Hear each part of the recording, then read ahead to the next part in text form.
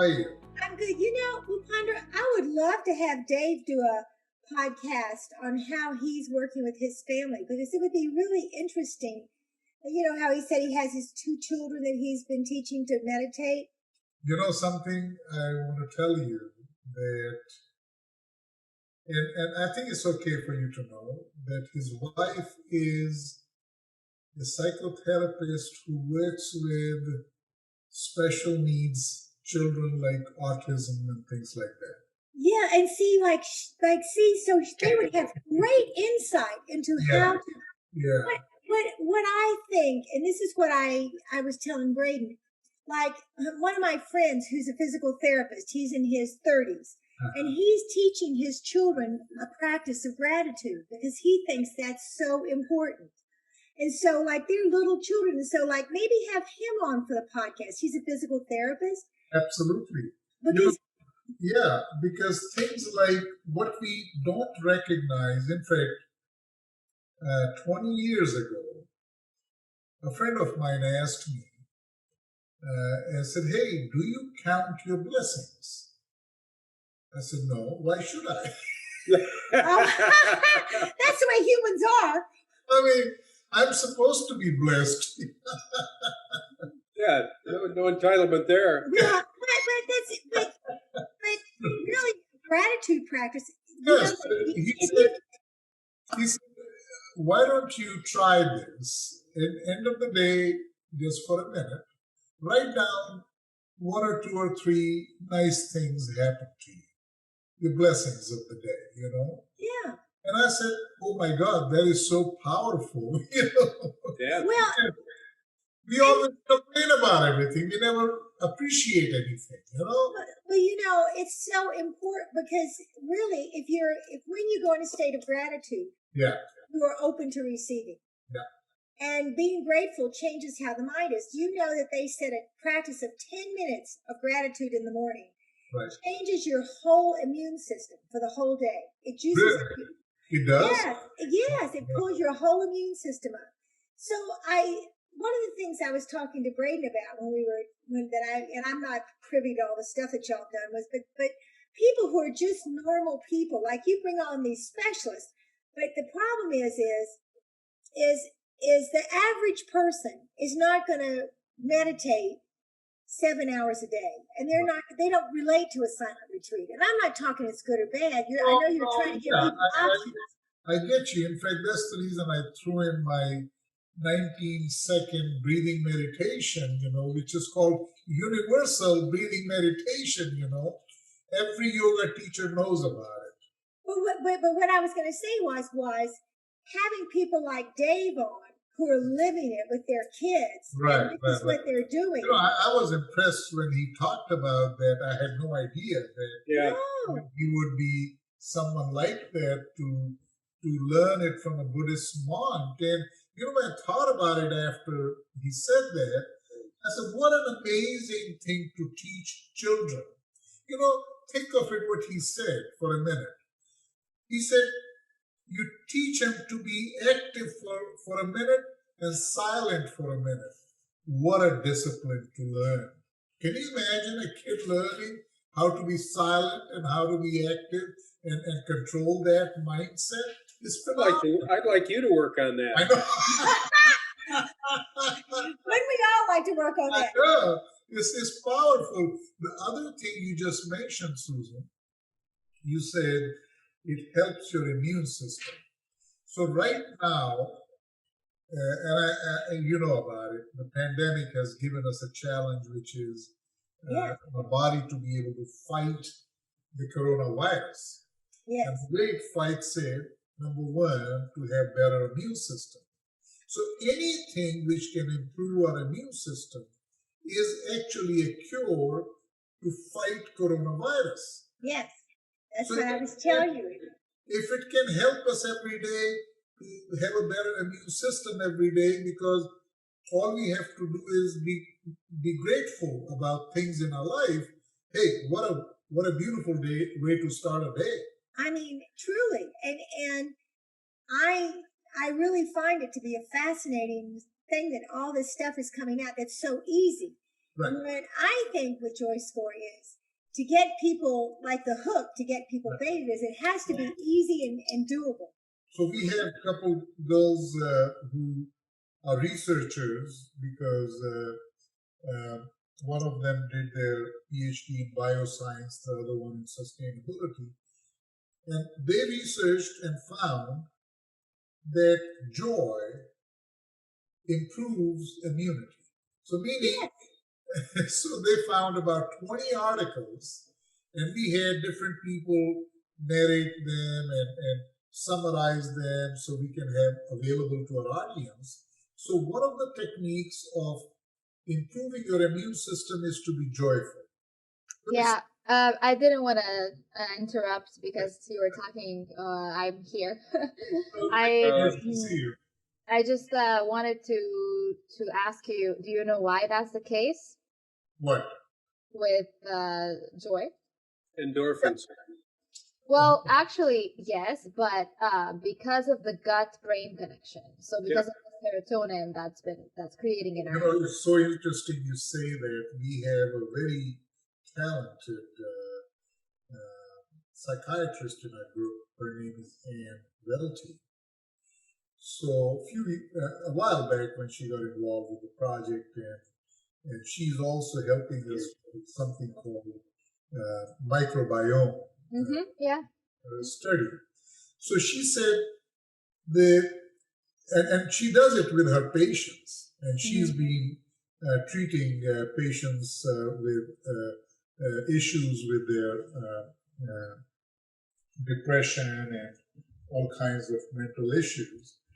And she said the first thing I do is to help them balance their gut, because the serotonin's production takes place in the gut. Yeah. By the way, we are also in the meeting with Susan, who's a gut specialist. I'm just interested. I'm interested. She's been talking about gut bacteria, microbiome for 25 years before I even understood what it meant.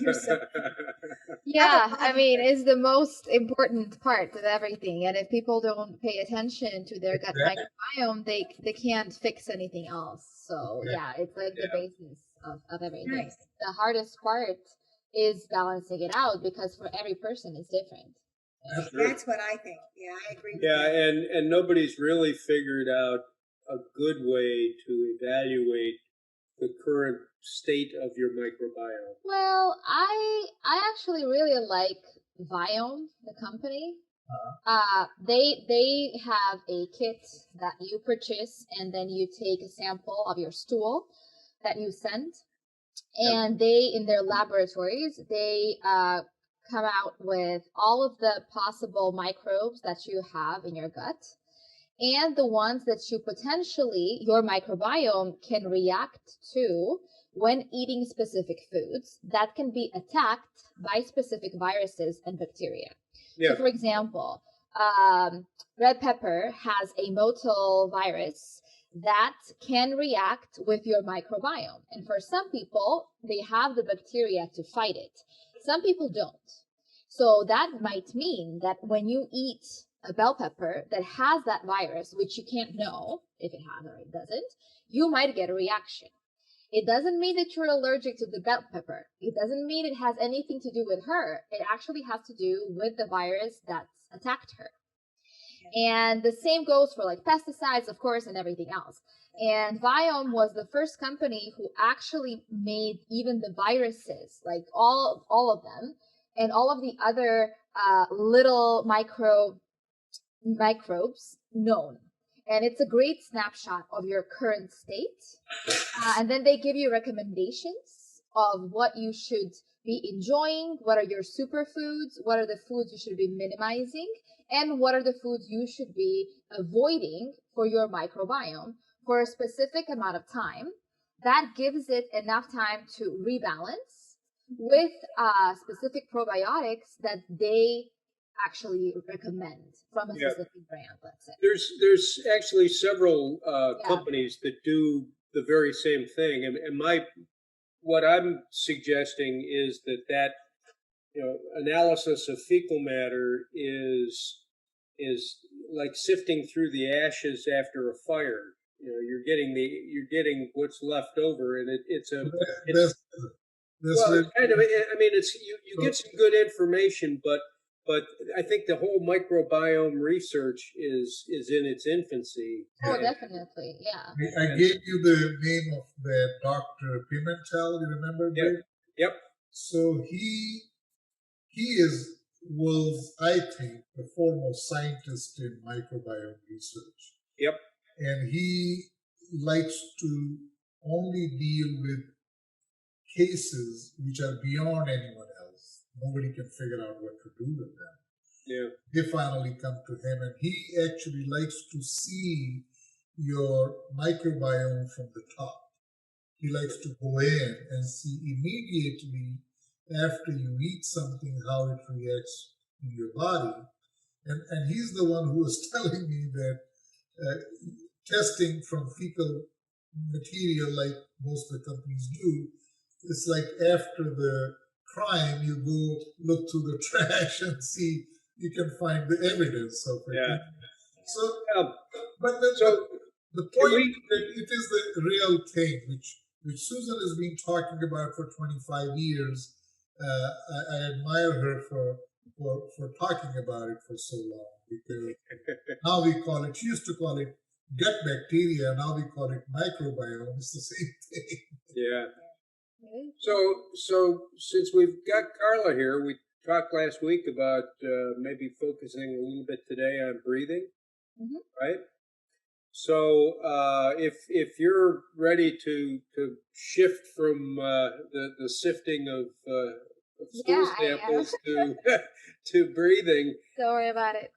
Yeah, I'm really interested to hear you talk a little bit about how you breathe correctly or properly. What does that mean? Before you do that, Karla, let me just remind you, I like to see you doing some breathing technique and meditation recordings and recipes. Yeah. I'm filming them. Don't worry. Okay, go ahead. Okay. So we have a question. So yeah, when it comes to properly breathing, one of the first things that everyone needs to be aware of is that they are breathing. So that's number one, because that's something that we all do automatically, and it's something we can't stop. So we don't really pay attention to it. And it's our best and fastest way to understand where we are, what we are, and just be mindful of our present state. It is the only thing that can bring you into your present state, like, immediately, because you can focus on it and zone in on it, and you're just there. You're breathing, and that's it. So your inhales and exhales are everything that you are even, just paying attention to. So when it comes to properly breathing, you definitely need to use your entire breathing system. And the majority of us only use our upper respiratory parts to breathe because we are always in a hurry, because we're going from one place to another, because we're anxious, because we're full of adrenaline, because we're stressed out. And that means we're breathing really shallowly. And the proper way to breathe is to actually breathe all the way from your belly. So to use deep belly breaths and to be able to cleanse out that air that comes out of your entire body, and then inhale fresh air all the way down into your belly.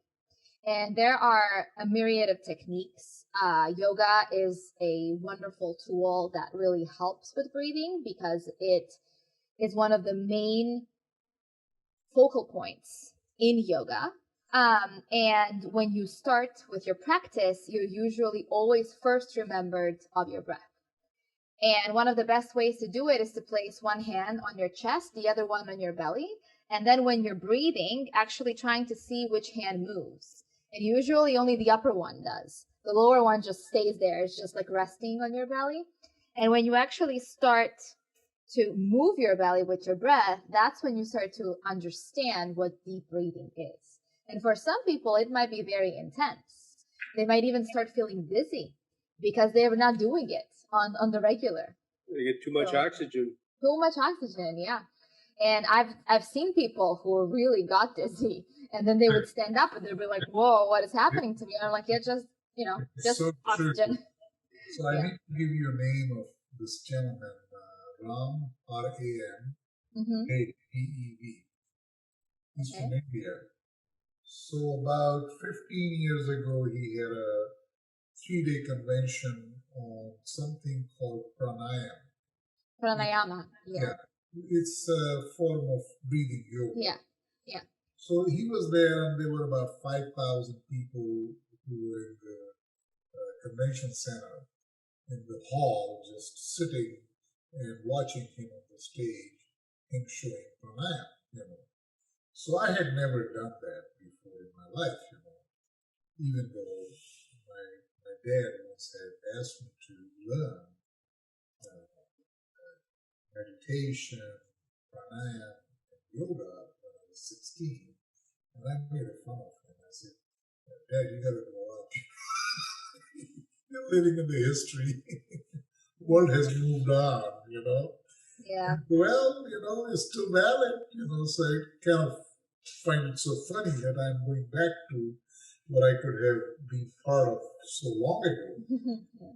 So when I took this, in the first 15 minutes, when he started teaching the first technique, which is called Anlom Vilom, and he had different techniques, shows. I mean, I had a head rush. I almost passed out, because the amount of oxygen that got released to my brain, I couldn't handle it. And especially with pranayama, because one of the most famous techniques involves shutting off one. Right. So one part of your nose and then the other. Right. And sometimes people have a better airflow on one side, and then they're like, my stuff, I can't breathe on this side. It's so interesting that I started doing it 15 years ago, and I realized that, and by the way, I do it in steam room. Gym, we have a steam room, so I go in there and do that. And sometimes people ask me, "What is that?" I say, "Well, it's my yoga practice, breathing practice." But anyway, so I always found that my left and right were never balanced. But I'll continue to do that alternate breathing, and within like a minute or two, they balance out. All of a sudden, they're both open and they're equal, and I can see how, we have two halves of our brains, left and right, and they work together. And I don't know it scientifically, but I just imagine that, okay, if your left or the right is blocked and not as open or whatever, meaning that one of the halves of your brain is not getting enough oxygen because That's what happened to the right side of my brain. No, the way that it's explained is that it's different energies. Because I've done some research, and it goes back to 30 years ago when I had a friend who I learned this drawing on the right side of the brain. She wrote the book. And she talks about that your left brain controls the right side of your body. Yeah. And right side of the brain controls left side of the body. So I kind of literally understood at that time that your body is almost like divided in the middle. From brain to breathing to lungs to every part of it. Yeah. And it's literally, there's a line in the middle, and left brain and right brain, and oxygen to the left and right, and the whole thing is in balance if you can breathe balance.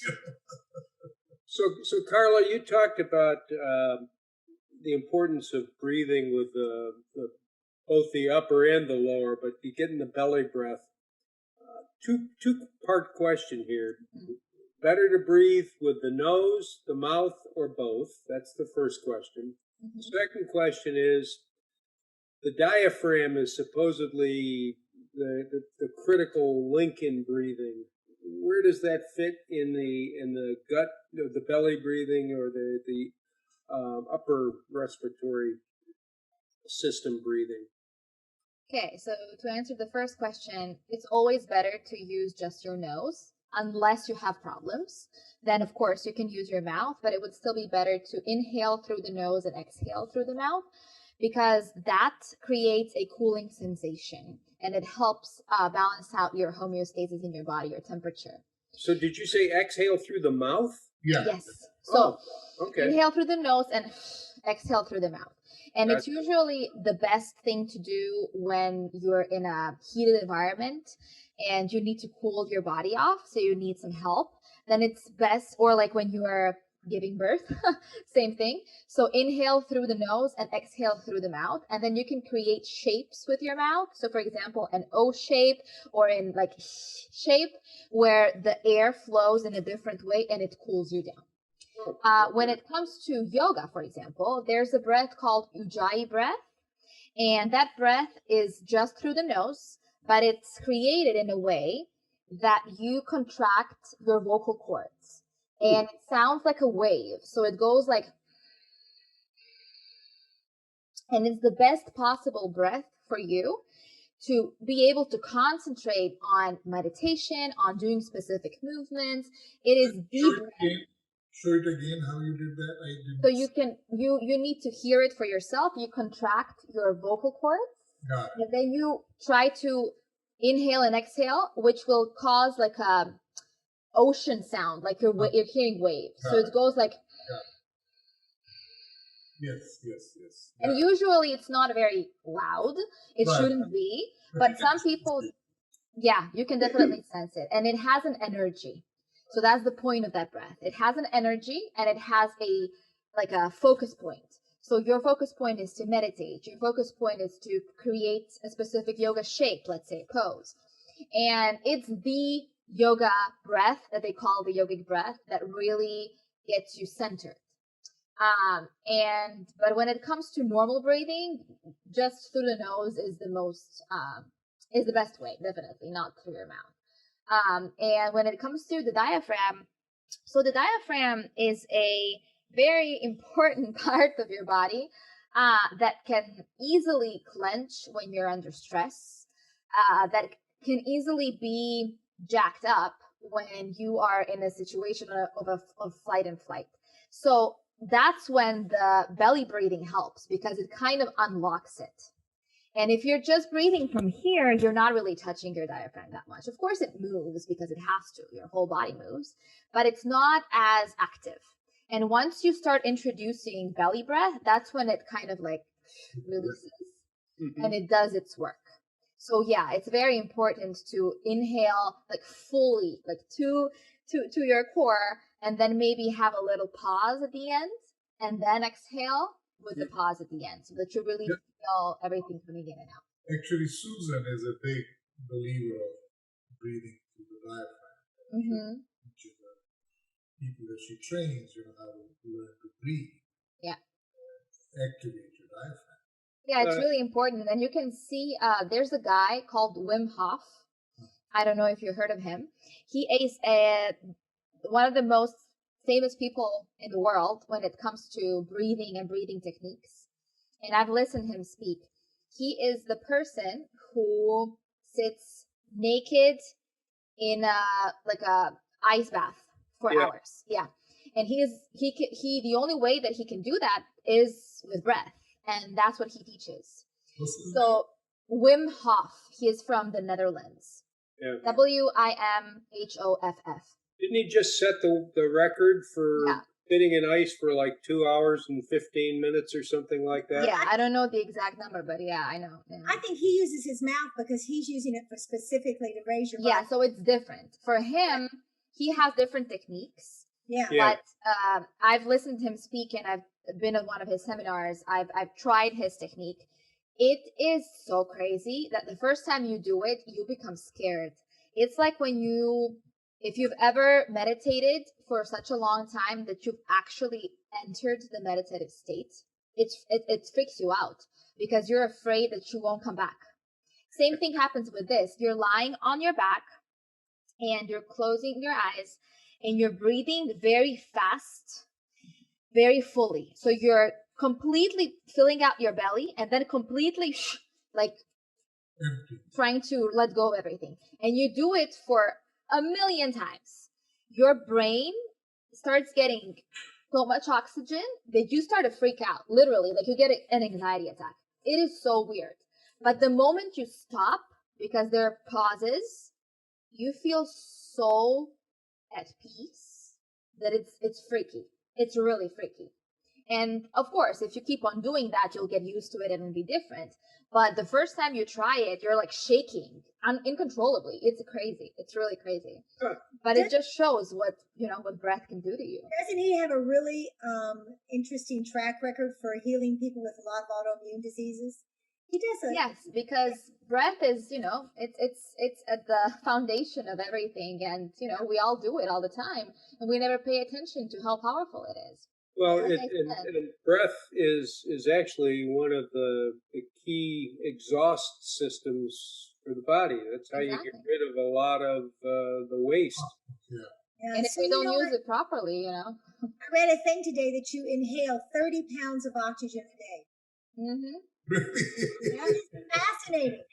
Oh Crazy. You don't think it affects your life. I mean, that's why I always encourage people to invest in air purifiers and, have really good airflow in their house, because it's really important. You're breathing all the time. And if you're spending a lot of time indoors, or if you're sleeping in a bedroom with your windows open and you're next to a street, you know how much toxins can just get up and, get into your lungs? It's insane. What's the name of the plant that? Oh, I have a Raphaelexis, a mother-in-law tongue. Mm-hmm. I have 2 huge plants of that in my bedroom because 6 stalks. They clean everything, yeah. They give up enough oxygen in the room for one person. There was a TED Talk a few years ago that we listened to. A guy from India had an office building and a whole bunch of employees, and had a very high absentee rate. A lot of people were sick all the time. And he decided to try and improve the air quality in the building, and he brought in all these plants like this thing, put them on every floor, improve the air circulation, and his absentee rate went to 0. Productivity went through the roof. Everybody got along better, and it was all simply related to air quality. Cleaner air. And it's so true. Like, let me tell you, in my other apartment where I lived a couple of months ago, we were on this very close to the loading dock. So all the trucks were always coming in and out, like beeping, crazy. And I have a Dyson air purifier. And every time a truck would come, Dyson would go crazy because the exhaust would come up and all the toxins and all the pollutants from it would climb up. And he would immediately have to clean them to not get into my house. It's crazy. Yeah, like none of the plants that were on that part of our apartment survived. They all died. What was the name of the plant, Susan? I think it's called a Raphaelexis. It's a mother-in-law tongue. Yeah, mother-in-law tongue. It's a snake plant. Yeah. Yeah, but it's a Raphaelexis. People don't like the way it looks, but it's absolutely a fabulously generous plant. I mean... It's interesting the way it looks, but yeah. No, it's really, really important because so many respiratory problems today could be solved by taking care of your air quality wherever you are. You know. So another thing that I've heard people talk about, and I'd be interested in your feelings about it, is cadence breathing. When you're walking, timing your breathing to, every 2 steps or every 4 steps, setting up a routine for your breathing. Does that add value? Does that improve the efficiency of your breathing? Honestly, not so much. It's a good tool. It's a good way to implement good habits, let's say. But if I believe in another type of counting your breath, and it's literally counting it. Let's say 4 counts to inhale, 4 counts to exhale. And then you start by prolonging your exhale for at least double. And you work on that. And in the beginning, you might do 3-6, and then later you might do 5-10, and then later you might do 8-16. So that is more important than, cadence breathing. But some people use it because it makes people more aware. Because when we're doing stuff with our bodies, when we're physically moving, like counting steps or doing stuff, we are more likely to remember how to implement a certain technique than we're just sitting down and trying to understand what we're doing. So that is mostly why people do it. I haven't seen much benefit from it, honestly, other than, getting people to remember that they have to do it. Yeah. So we're getting close to the end of the time here. What do you think? Give me a list of the benefits of proper breathing, and how do those benefits relate to being happier or more joyful? So definitely number one is being present. What nobody does. We're all living either in the past or in the future. We're constantly thinking about the next thing that we have to do, the next 7 items on our to-do list, what somebody said yesterday, and we are never fully here. We're never fully present. And focusing on our breath helps us with that. That's number one. Number two, it helps calm us down. So our stress goes down the minute we start actually thinking about our breath. And a lot of anxiety attacks, a lot of panic attacks can only be solved by breath, by nothing else. No pill in the world or any other substance is going to help you at that moment if you don't know how to breathe. And that's why hyperventilating is the worst possible thing that can happen, because you can't control it. And trying to control yourself from hyperventilating is very hard when you're in the middle of an anxiety attack. So that's number two, just working on, calming yourself down when you're angry, when you're sad, when you're stressed out, when somebody really, really got on your nerves. Just take a moment. It'll help you. Number three, it'll cool you down.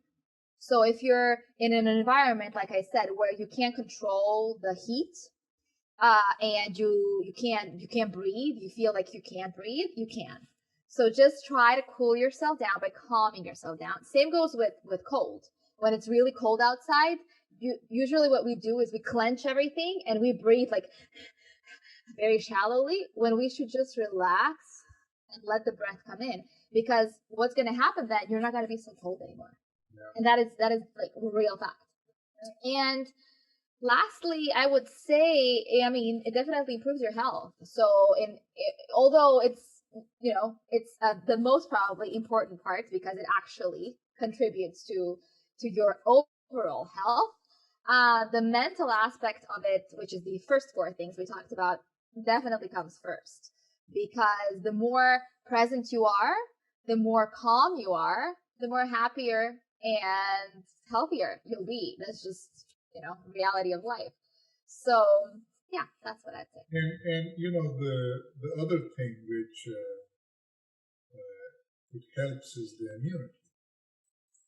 Yeah, of course. Because if you're, So let me ask you something, throw you off the wall a little bit.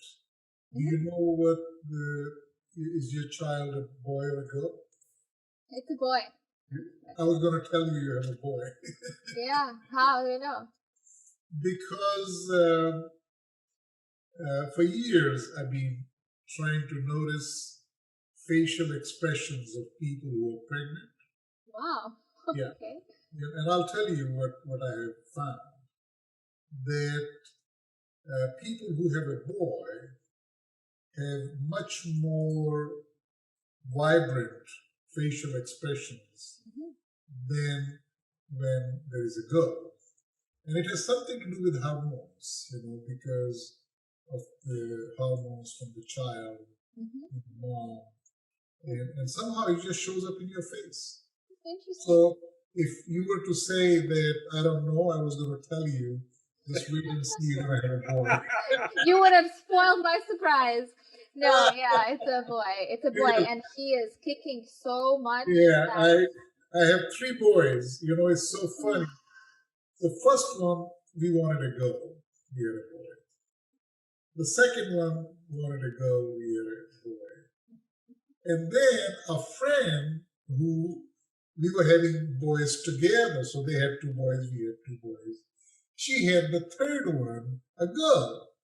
I said, Lucian, you got to try. Look, I mean, this is what happens. So we tried again, and we had a boy. And now you're like, I give up. They're all boys. I give up. Then we said, okay, we're not going to try it anymore. We're going to just adopt one. It's done. So we tried to adopt one. That didn't happen. I said, forget it.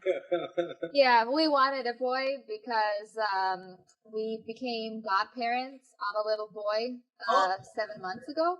So we were very included from the very beginning. So when we found out that we were pregnant, we really wanted a boy. Okay, that's wonderful. Okay, I had a question. One more question. Do you know a guy named McCowan? Have you heard of his work? His Buteo, McCowan. No. He's like so into the breathing. He feels that if children don't learn to breathe through their noses and do the breathing right, that it will change their abilities. Like he's so into how the breath is used and everything. Anyway, I was curious if you. Where is he from? He's from Scotland. It's I'll get the name. It's McCowan. I just listened to his podcast. He's on YouTube. Mm-hmm. Okay, I'll find him. Yeah, and he has a clinic website called BUTEKYO, I think. BUTEKIO. Okay. Yeah, it's very important. And I'm, of course, going to be teaching my child to, do yoga and meditate because I think it's very important, especially for a boy, to calm down his testosterone. Testosterone is... Don't drive your bike crazy. I won't drive him crazy. He can do whatever he wants. He can do any sport he wants. Just what she needs is your advice, yeah, but he also needs to learn how to manage himself. Yeah. And breathing is the best way to do it. Yeah. Yeah, Dave was talking. I was asking because I'm volunteering at a school for children. Yeah, I know. Yeah. So one of the guys who is filming the podcast, is that right? Is Dave filming the podcast? He's working on it. Oh, he's doing it. Anyway, he took his boys, he has 2 children, and he took them to a Buddhist monk, and he taught them to meditate. And he said, yeah, I was like so impressed with this because I think it's such a good thing. But tell her how, which is so interesting. He said what you do is you do 1 minute. He said the Buddhist guy had them start with 1 minute of activity and 1 minute of meditation. And you have to do it both ways because otherwise he won't be interested. Yeah, I can't wait to try that with the children to figure out some exercises for them to do for a minute. I like that. It made me happy. Yeah. It's a very, it's a wonderful concept. And if you implement it from a young age, then it will not be weird to him. It'll be normal, and that's what movement did to me. I started moving when I was 2, and they immediately put me in a ballet school because they thought that would help. And it did. It made me more coordinated, made me more balanced. A lot of kids at that age are like flopping around, and I was just walking normally.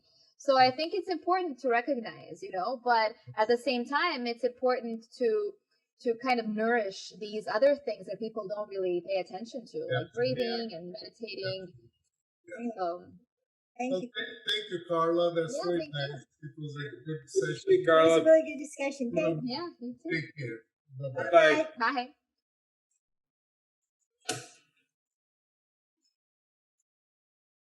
I like that. All right, we done, Bhupendra? Yes, sir. You're done. All right. Hey, these podcasts are becoming more interesting now. Yeah. I was thinking about Connie this morning, and she doesn't come across as happy. For a happiness coach, there's it's so interesting that you say that, and when you try to talk about her talents with art, she didn't want to. Yeah. I found that odd because as a happiness coach, I think she should welcome that, in my opinion. And that put her on a little bit of a discomfort level. Yeah. And I found that a little bit odd, because she should just brush it off. Yeah, and the other thing, and Susan was kind of alluding to this earlier, but when you start talking about 4 and 10 day silent retreats for meditation, Right. you lose 99.8% of the audience. Oh, absolutely. I mean, and that's why I kept trying to go back today to the building blocks. What are the Right. Because even though she has done it, practiced it, but that to me is so out of ordinary. Yes. That not, like you said, 99%, 8 people would not even relate to it. Yeah. And here we are talking about 1 minute meditation and breathing. Yeah, exactly. And I said to Braden, I said, oh my God, I am so glad that I tuned in so I could hear what Dave said. Yeah. I thought it was just wonderful. I was like, yes, because it's little things. It's little gifts like that, little nuggets, so that anybody feels like they can do it. Yeah, but irrespective of all that, Braden, this is all about a dialogue. Sure. Okay. It's like having a discussion on a topic, and even though we observed certain things, but most of it still was very beneficial to our audience. Yeah, good. Yeah. Okay. And the way we do it is we take the best of 5 minutes and condense it into a more presentable format. Gotcha. Okay. Thank you. Take care. Bye. All right, see you. Have a good weekend. Thanks. Bye-bye. Bye-bye.